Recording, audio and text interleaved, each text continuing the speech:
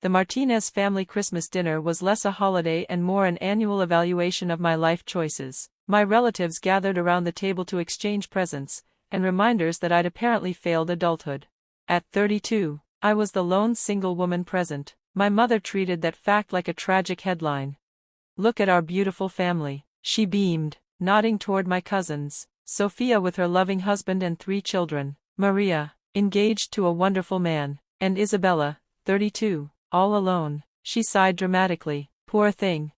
Chairs creaked, forks paused. I pushed mashed potatoes around my plate while the pity radiated at me like heat from the oven.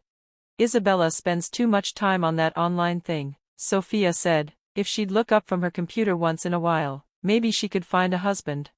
Dad nodded as though this were wisdom. "Your sister chose success, family, that's what matters." They didn't know my little side hobby employed over 200 people in 5 countries. They didn't know the acquisition offer burning a hole in my inbox had 7 zeros in it. They saw an apartment without a guest room and a car without leather seats. Therefore, they saw failure. When I was 32, I had 4 children already, Great Aunt Rosa announced, content to judge from the security of 1952. Women today forget their purpose. Maria flashed her ring like a trophy. "I get it, we all do." Mom applauded that. "Yes, see, Isabella could learn from her." Every attempt I'd ever made to explain my business ended with the same condescending smiles, the kind you give children who insist they're astronauts. "She's becoming one of those career women," Uncle Carlos said, 45, no husband, no kids, just cats. The family laughed. Sophia leaned in for the kill. "Actually, even cats would be something to take care of." I scanned the table, every nod a dismissal of my life. "So, what exactly do you do online?" Aunt Carmen asked, genuinely perplexed. Mom answered for me. "Basically she's like a secretary, but on the internet." I bit my tongue instead of mentioning the algorithms that were rewriting small business marketing strategy. "At her age," Sophia pressed, "people should be planning birthday parties, not spending every night with Netflix." Even the youngest cousin stared at me with concern, the future cautionary tale in human form. Mom placed a hand to her chest. "Who will take care of her when she's old? Career women forget the clock is ticking." Maria offered her solution. "She's still pretty. If she lost a little weight, got a makeover, she could definitely find someone. Men forgive past mistakes." My purse buzzed again, my COO probably texting updates on our latest international launch, but if I looked at my phone, it would only confirm that I was addicted to work. "The issue," Uncle Carlos announced, "is she acts smarter than everyone. Men hate that." I swallowed the truth I was tempted to throw like a grenade. "I don't need a man to save me. I already saved myself." "Exactly," Dad said with the smug certainty of someone who'd never once questioned his own worldview. "Humility is attractive, Isabella. Pride comes before a fall." The irony tasted bitter. Just that morning, I'd reviewed quarterly reports showing 400% revenue growth. My company operated in 12 countries. Multiple investment firms were trying to buy a piece of what I'd built, but to them, I was a cautionary tale, a spinster with delusions of entrepreneurship. My phone buzzed again, then the house phone rang. Dad frowned. "People calling during Christmas dinner," he muttered, disappearing into the other room. "Ridiculous." My cell phone lit up next, vibrating insistently across the table. I glanced at the number and froze. "I need to take this," I said quietly. Dad reappeared with the cordless. "No, you don't." But I had already answered. "This is Isabella."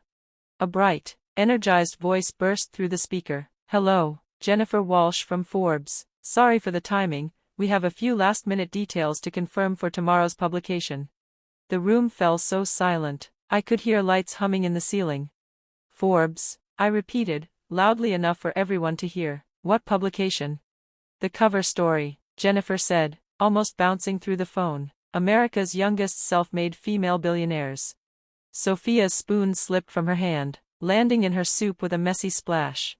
"Self-made, what?" she choked. "Your inclusion has caused quite a stir," Jennifer continued. "We're highlighting how you built a global digital empire with almost zero media presence. We just need to confirm your current valuation for accuracy." Mom whispered, "Empire?" Dad's face had lost all color. "What number are you using?" I asked. "As of this morning, $2.3 billion, Jennifer replied. Congratulations again. People love the billionaire next door narrative. Very human, very relatable. Uncle Carlos made a strangled noise. 9 figures, Maria breathed. Actually 10, Jennifer corrected cheerfully. Isabella, can you verify the European acquisition? That pushed things comfortably into billionaire territory. I let the silence stretch for just a moment, a small gift to myself. Yes, I said, confirmed. Mom was staring at me like she'd never seen me before. Her mouth moved, but no words came out. Rosa crossed herself. Even my youngest cousin's phone was shaking in his hands. Our readers will go wild for this, Jennifer went on. How does tomorrow morning look for the interview? I glanced around the table, at the people who had spent years pitying me. Actually, I said, allowing myself the faintest smile, I'm with family, they're processing. Oh, how sweet, Jennifer exclaimed. I'm sure they must be incredibly proud. Another beat of silence, 20 pairs of eyes, total disbelief. Finally, Dad whispered, Isabella, you're a billionaire? My nephew shoved his screen toward the center of the table. It's all here. Forbes website, she's number 14 on the list. Great Aunt Rosa's hand flew to her chest. Billion, with a B?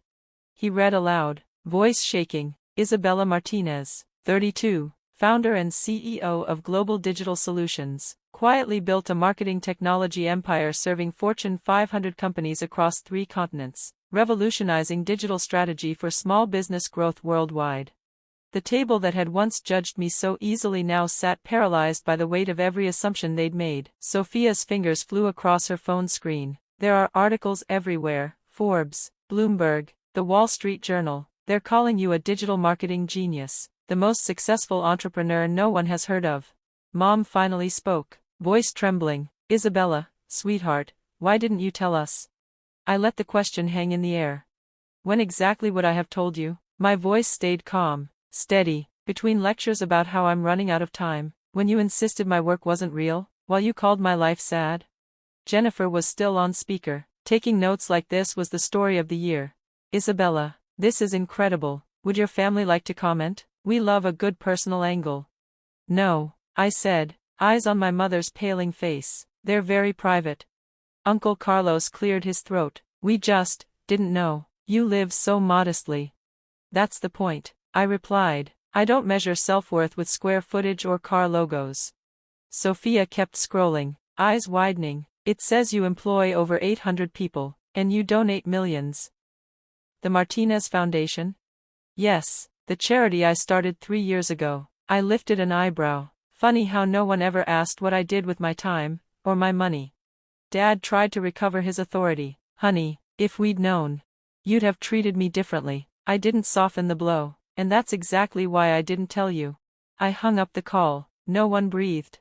Maria finally whispered, Isabella, we're sorry, truly, we were wrong. I stood. No, you were honest about how little you value women who don't follow your script. Mom reached for me, but we love you.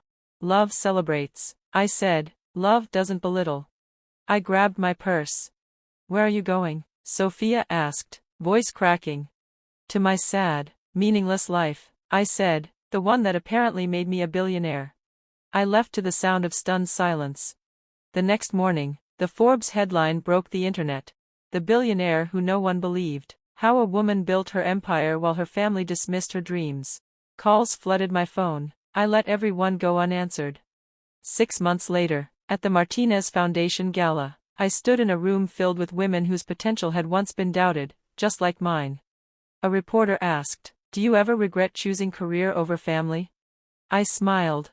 I didn't choose career over family, I said, glancing at the bright faces around me. I chose a future where my worth isn't based on someone else's expectations. I chose myself, and I'm proud of that choice. The applause that followed felt like healing.